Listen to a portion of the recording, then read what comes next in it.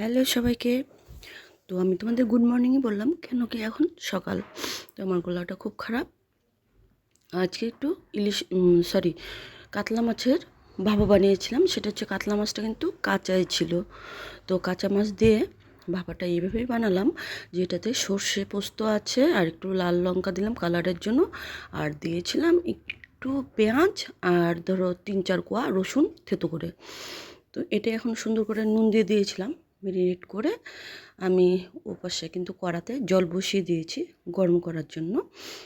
তো এইটুক জল দিলাম যাতে করে মাছটা সেদ্ধ হয় সুন্দর করে। আর এবারে দিয়ে দেবো অনেকটা পরিমাণ কাঁচা সর্ষের তেল। মানে এই কারণে এগুলো বানানো হচ্ছে কি, বরের কাজটা হয়নি, বর সেই সকালে যাচ্ছে আবার সন্ধেবেলা বাড়িতে আসছে। তো তাই জন্য ভাবলাম ঝোল তো খাই, তো এটাই করে খাওয়াই। তো তাই জন্য এটা বানালাম। তো বরের জন্য 2 পিস, ছেলেদের জন্য দুটো দুটো, মানে একটা একটা করে। তো এটা বানালাম, একবার তোমরা ট্রাই করো।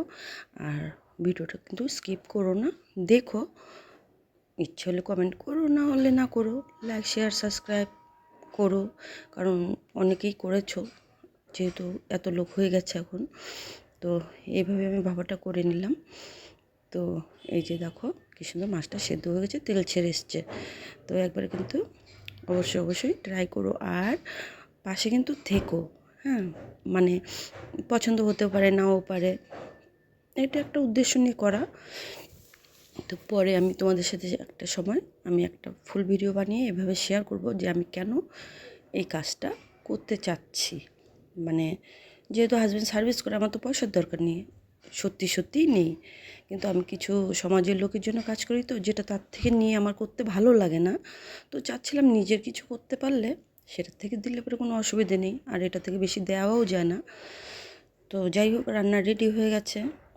তো একদম সিম্পল, কিচ্ছু নেই, কাঁচা সর্ষের তেল আর তোমার 2-4 কোয়া রসুন আর পোস্ত।